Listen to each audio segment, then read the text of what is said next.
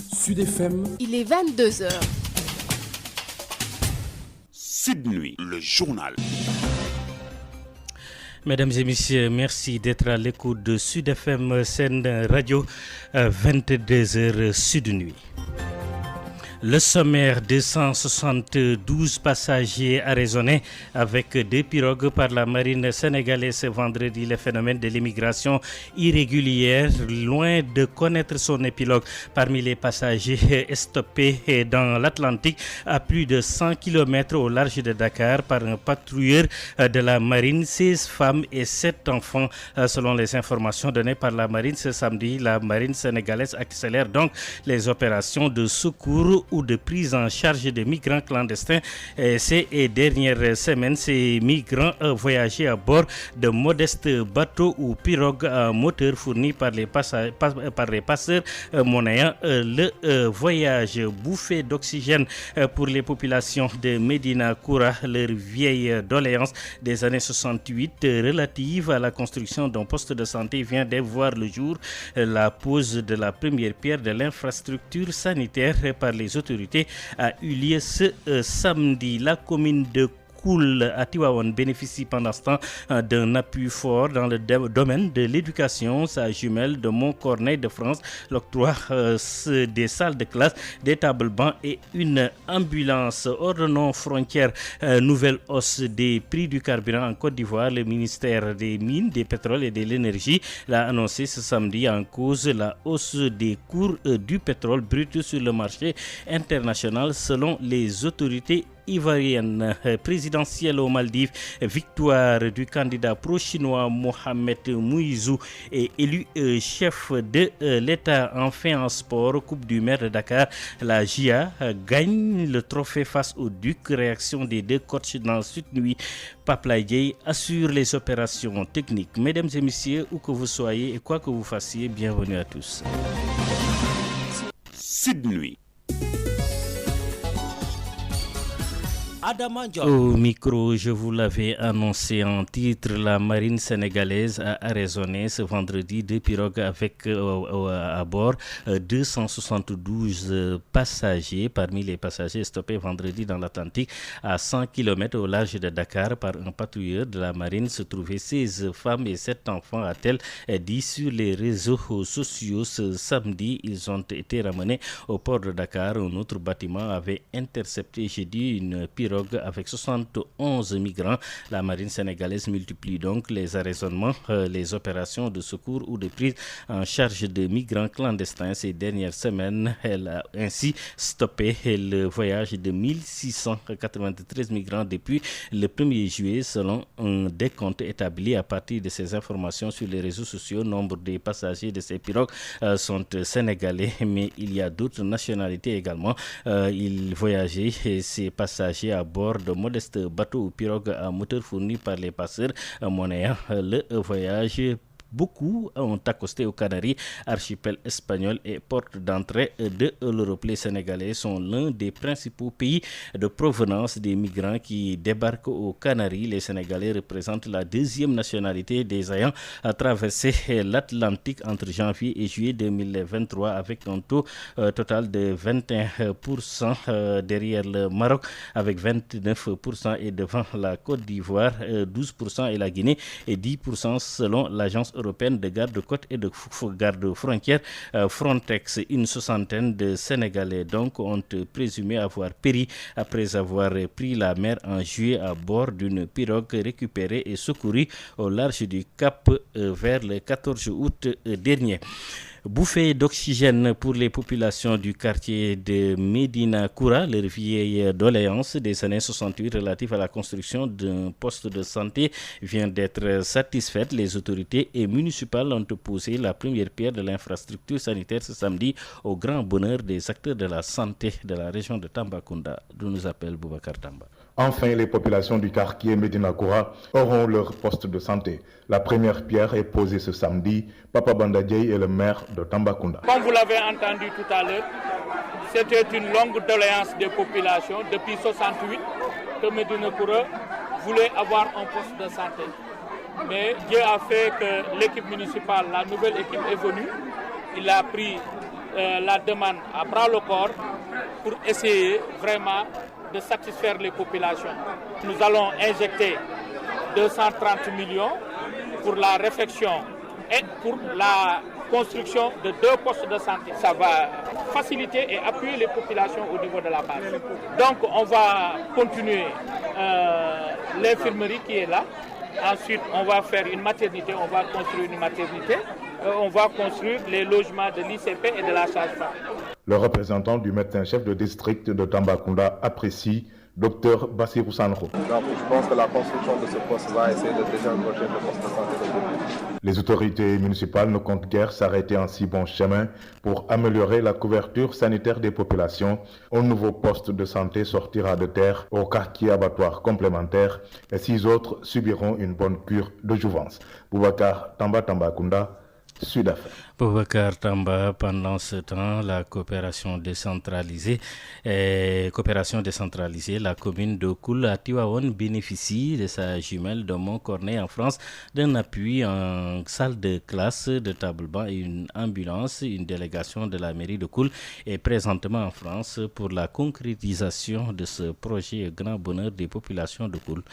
Babacar Sow. Coopération décentralisée, la commune de Koul dans le département de Tivaouane bénéficie de l'appui de sa jumelle, la commune de Montcorneille, au nord de la France. Une convention culturelle à l'origine pour mieux vendre la destination du Cayor des profondeurs, ce qui a conduit à la matérialisation d'un soutien au niveau scolaire, sanitaire, mais aussi social au bénéfice de la commune de Koul, dont le maire est présentement à Montcorneille à la tête d'une délégation artistique et culturelle. Modou Fall, le maire de la commune de Koul. Montcorneille, donc, c'est à 175 km de Paris. Et cette coopération entre la commune de Montcorneille et celle de Koul date de 2009. Et c'est à travers donc un comité de jumelage que nous sommes invités là par le maire de Montcorneille, particulièrement avec aussi donc Modou Mbaye, qui est un guitariste, un artiste. Et comme vous le savez, j'ai voulu être avec surtout Modou Mbaye pour faire apparaître surtout donc la musique sénégalaise. Et je crois que là vraiment, il est en train de faire donc des choses extraordinaires et que les Français qui nous accueillent apprécient. On a besoin donc de cette coopération décentralisée. Avec cette coopération, notre première ambulance venait de Montcorneille à travers le comité de jumelage. Depuis 2009, beaucoup de choses ont été faites en faveur de la commune de Koul. Une salle de classe qui a été construite, équipée, vraiment, où rien ne manque. Des écoles, une école qui a été clôturée, mais aussi des tablements qui ont été achetés. Surtout en 2020, avec le Covid, beaucoup de villages ont eu à bénéficier d'un certain nombre d'appuis. Tivaouane, Babacar Sow pour Sud FM.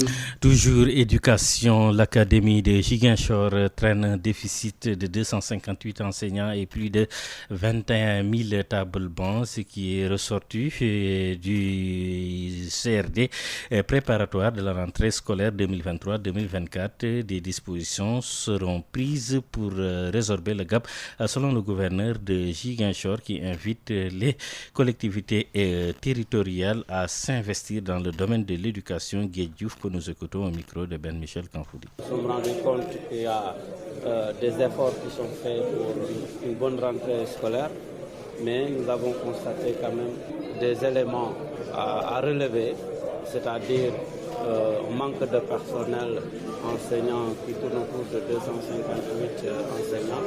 Il faudra véritablement combler.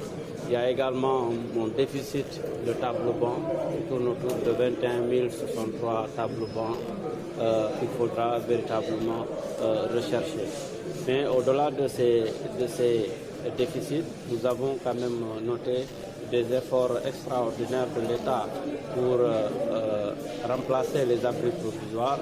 Ces efforts-là, si l'État les poursuit, je pense qu'on aura une année scolaire presque sans abri provisoire. Mais en tout état de cause, il faudra noter également la nécessité d'inviter les collectivités territoriales à davantage jouer le rôle, étant entendu que l'éducation c'est une compétence transférée. Ces collectivités territoriales doivent se mobiliser davantage pour accompagner l'inspection d'académie dans la recherche de solutions par rapport aux problèmes qui ont été identifiés. À cela, nous voulons les inviter véritablement à travailler, à mettre à la disposition des écoles des tables-bancs pouvant aider véritablement à améliorer les conditions d'apprentissage des élèves. Sud FM vous transporte partout au Sénégal et dans le monde. Sud International. Que nous démarrons avec la nouvelle hausse des prix du carburant en Côte d'Ivoire. Le ministère des Mines, du Pétrole et de l'Énergie a annoncé ce samedi qu'à partir de ce dimanche, demain, 1er octobre, les prix du super seraient fixés à 875 francs CFA le litre et le prix du gasoil à 715 francs le litre, soit une augmentation de 60 francs CFA sur soit une augmentation de 60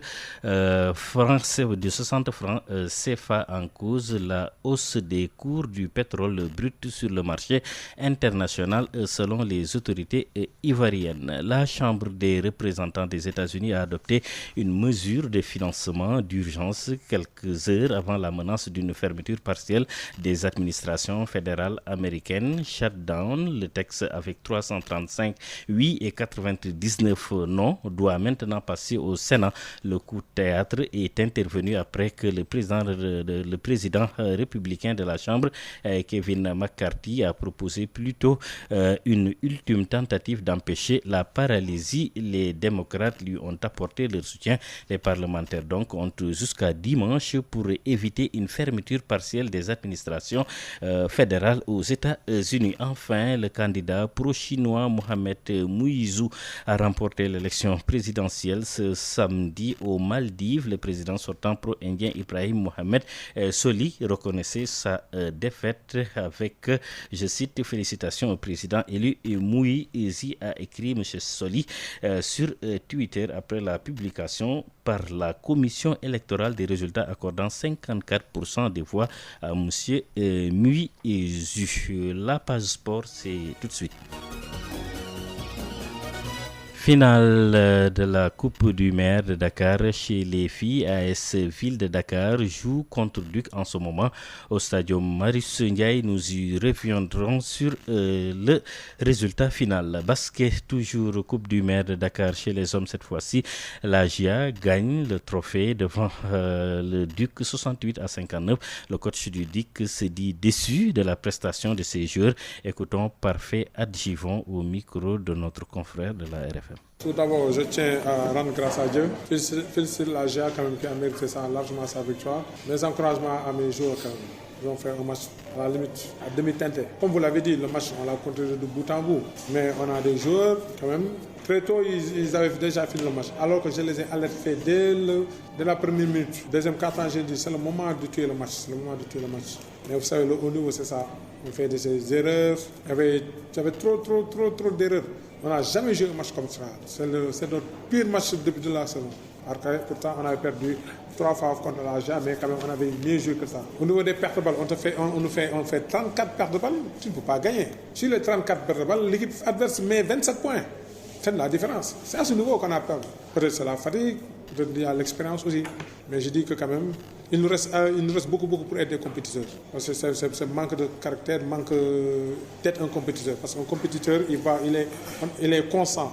On n'a pas été constant dans l'effort, on n'a pas été constant dans le jeu. D'abord, peut-être c'est le bruit, mais il y avait un problème de communication. Les joueurs, je les ai donné certaines informations, d'autres jouaient ça, mais quand même. Vous avez vu, le match, on l'avait contrôlé quand même. On l'avait contrôlé, on défendait bien en certains moments, mais l'adversaire, si vous le faites des pertes de balles, vous faites 34 pertes de balles, ça veut dire 34 de vos possessions, vous n'avez pas mis ça, l'adversaire en a profité pour mettre 27 points. Il faut quand même qu'on sache que quand même, il faut s'en vouloir à nous-mêmes. On a fait cadeau à la GIA, ça il faut le reconnaître. Le coach de la Jeanne d'Arc se félicite de ce trophée remporté devant le Duc Mohamed Sen.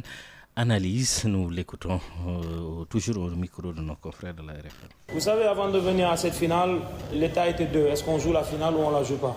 Parce que cette équipe, notre présidente a investi énormément pour le championnat.